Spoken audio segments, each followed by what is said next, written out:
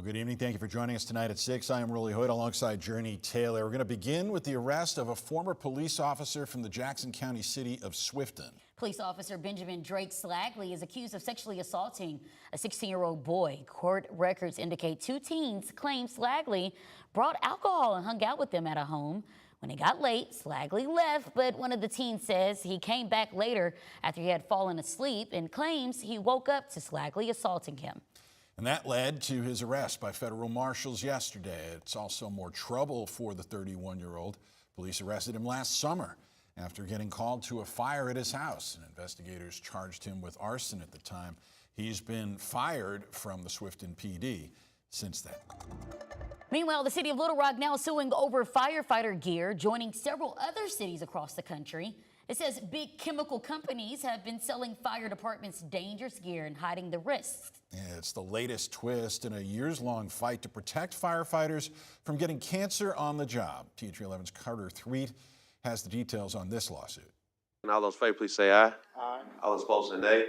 Ayes have it. And with that, the city of Little Rock joined a lawsuit that began in Montana over gear for firefighters. Little Rock Firefighters Union President Matthew Stalling says it's no secret he has a dangerous job. We realize that there are exposures that we can't do anything about. But you usually don't expect danger to come from the clothes you're wearing. When you think of a firefighter and you see, the big heavy coat and the pants and the boots and the helmet that he's wearing, that's our turnout gear. That's exactly what this lawsuit alleges, that for years, companies making that turnout gear made it with PFAS chemicals. It's a forever chemical, but it's a carcinogen. Carcinogens that are in the smoke that we're exposed to, the environments we're exposed to when we're fighting fire.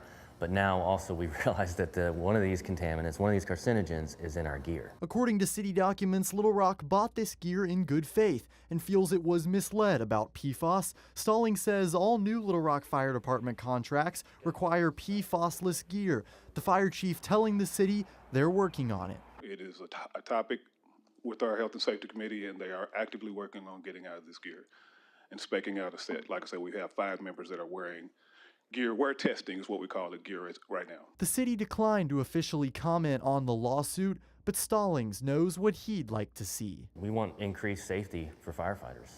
Again, we get it, like this is a dangerous job, so anything that we can do to reduce exposures is a win for us. In Little Rock, Carter Thweet, THV 11 News. All right, Carter, thank you.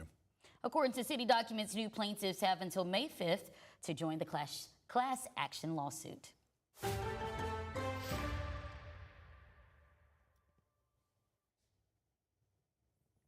After days of storms, many across the state are working to clean up. This is a look at flooding up in Wynn. Yeah, you got to look at Little Rock as well. We've seen a few downed trees over the last couple of days. And tonight, we now know more about a tornado that touched down in Stone County. Tom, you guys have been tracking this for the last couple of days.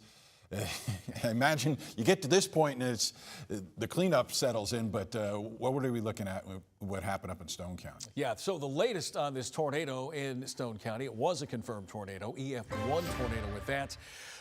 Wind somewhere between 86 and 110 miles per hour. It was on the ground for 12 miles, and it was about 400 yards in width. West Rich Woods, we call that name out a lot. East Rich Woods, as well as Hanover, and there's Mountain View. So this tornado occurred just south of Mountain View. Still no word on the tornado that happened in Monroe County, but we're going to talk about it. We've got some video coming up tonight at 6:30 on Weather Impact Live. Stay tuned for that. This afternoon, we have seen more thunderstorm activity. There's just a little risk in southern Arkansas.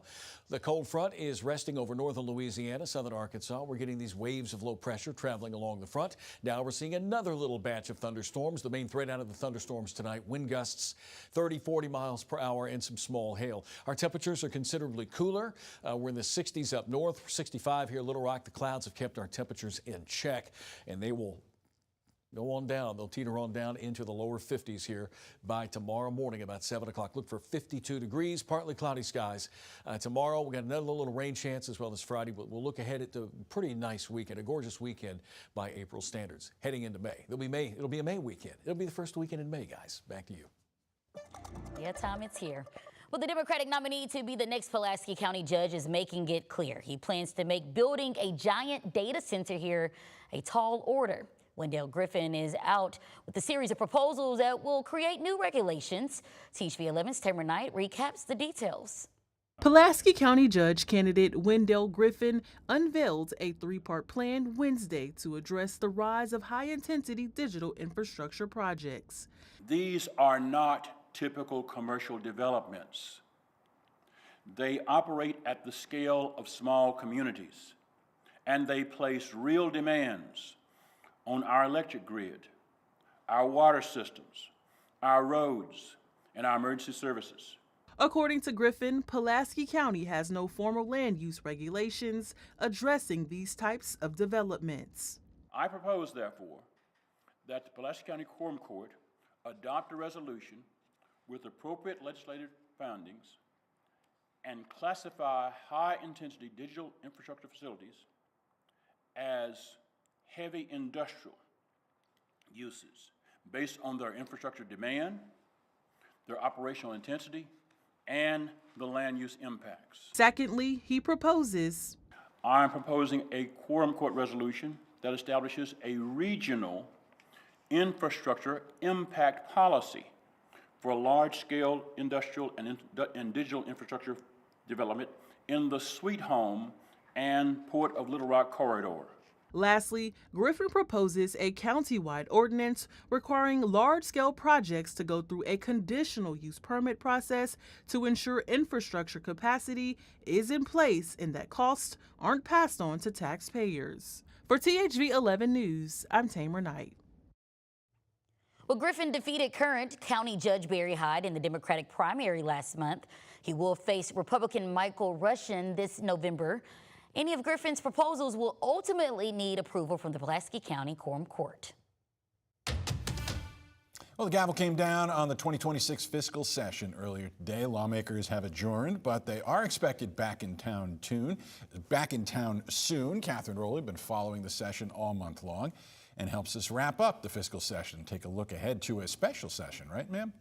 That is correct. That is some details that we got confirmed again from the governor today as she signed the final budget after weeks of voting and discussions between lawmakers on appropriations totaling more than $7 billion. One of the biggest funding requests was from the Educational Freedom Accounts, or EFAs. It was met with criticism from Democrats who say that they felt that this budget did not prioritize Arkansans' need. But with the signing of this budget, the governor applauded the legislature for their work this session before the expectant special session to lower the state's income tax and corporate tax. We want it to be pretty singularly focused on providing relief to Arkansans, letting them keep more of their hard-earned money, and we're in a great position to be able to do that in large part because the people standing to my left and to my right. And the governor is expected to call that special session in the next couple of days. Rolly. All right, Catherine, thank you. One item that did not get funding, a plan to send more than $500,000 to Arkansas's public broadcasting channel. Democratic Little Rock Senator Clark Tucker had proposed matching private donations aimed at paying the dues to air PBS programming, but the bill failed in the House by just 2 votes earlier today. The commission overseeing what is now called Arkansas TV will have to decide how much of the $7 million lawmakers did approve will go toward matching that private donation. And one more last-minute session dust up. The annual trip by Girl State participants to the Capitol will take place. Lawmakers have tried to pressure organizers of the civics and leadership camp to extend deadlines after several schools missed a date change this year. They proposed banning the group from using the Capitol for their field trip, but after 2 days of debate, sponsors pulled those bills down, saying they didn't want to punish the girls who are set to attend. Well, at the nation's capital, lawmakers in the House have passed a procedural hurdle to move forward with several key legislative items, ones that will have a big impact for us here in the state. Now, the first is the Senate-approved budget resolution to fund the Department of Homeland Security, and comes amid concerns the agency is just days away from running out of money. But Speaker Mike Johnson says that in order to bring up that vote, they're going to have to postpone one on the new farm bill. And that puts on hold plans that would help farmers, of course, one of the state's biggest industries here. The package set to include support for crops like rice, soybeans, and cotton, while also renewing funding for food programs like SNAP. Lawmakers do hope to bring it back to the floor in early May. They're going out for a week-long recess. But after the break, we're going to take a closer look at a housing ordinance down in Pine Bluff. It's aimed at improving living conditions for people who rent. We indeed are close enough to the weekend to give you a preview, and this could be a very, very nice weekend. Pleasant conditions, temperatures in the 60s and 70s as we head into that first weekend of May.